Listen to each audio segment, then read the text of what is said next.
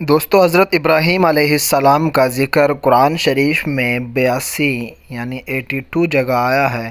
حضرت ابراہیم علیہ السلام بہت ہی بڑے نبی گزرے ہیں۔ دنیا میں جب بت پرستی کا زور ہو گیا، لوگ بتوں کو بناتے اور خود ان کی پوجا کرتے۔ حضرت ابراہیم علیہ السلام کے والد بھی بت بناتے تھے اور بتوں کو خدا سمجھتے تھے، جن کا نام آزر تھا، اور بعض حضرات کہتے ہیں کہ آزر ان کے چچا کا نام تھا، ان کے والد کا نام تارح تھا۔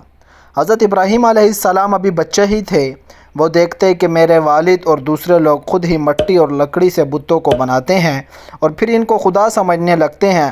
حیران ہوئے کہ کس قدر بے وقوف ہیں یہ سب لوگ کہ ان بے جان موتیوں کو خدا سمجھ رہے ہیں۔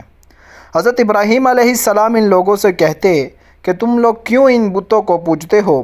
یہ تمہیں نہ کوئی نفع دے سکتے ہیں نہ نقصان۔ مگر وہ جواب دیتے کہ جو ہمارے باپ دادا کرتے ہیں وہی ہم کر رہے ہیں۔ ایک روز ان لوگوں کا شہر سے باہر کوئی بڑا میلہ ہوا۔ یہ سب لوگ اس میلے میں شریک ہونے شہر سے چلے گئے۔ حضرت ابراہیم علیہ السلام اس میلے میں نہ گئے۔ ان کے پیچھے حضرت ابراہیم علیہ السلام ملک کے بڑے بڑے بت خانے میں گئے اور وہاں کے سب بتوں کو توڑ ڈالا سوائے اس ایک بڑے بت کے، اور وہ کلہاڑی جس سے سب بتوں کو توڑا تھا اس بڑے بت کے کاندھے پر رکھ دی، جس سے یہ معلوم ہوتا تھا کہ یہ سب بت اسی نے توڑے ہیں۔ لوگ جب واپس آئے اور انہوں نے بتوں کی یہ درگت دیکھی کہ کسی کا سر نہیں ہے تو کسی کا پیر نہیں ہے، تو بہت غصہ ہوئے کہ یہ حرکت کس نے کی ہے۔ سب نے شبہ حضرت ابراہیم علیہ السلام پر کیا کہ وہی بتوں کو برا کہتے تھے اور میلے میں بھی نہیں گئے تھے۔ آخر ان کو بلا کر پوچھا کہ یہ بت کس نے توڑے ہیں۔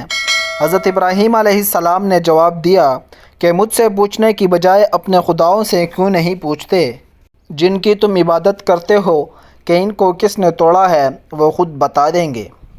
ان لوگوں نے جواب دیا کہ آپ کو معلوم ہے کہ یہ بول نہیں سکتے۔ حضرت ابراہیم علیہ السلام نے کہا کہ پھر تم ایسے بیکار خداؤں کی پوجا کرتے ہو۔ حضرت ابراہیم علیہ السلام نے پھر کہا کہ دیکھو، کلہاڑی بڑے بت کے کاندھے پر رکھی ہے، یہ کام اسی کا معلوم ہوتا ہے، اس سے پوچھو۔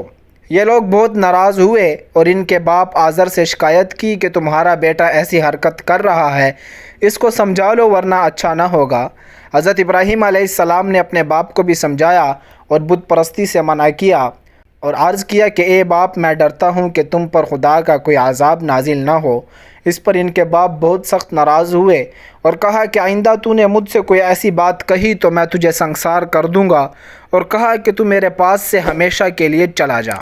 آپ نے باپ کو سلام کیا اور کہا کہ میں چلا جاتا ہوں، لیکن تمہارے لیے مغفرت کی دعا کرتا رہوں گا۔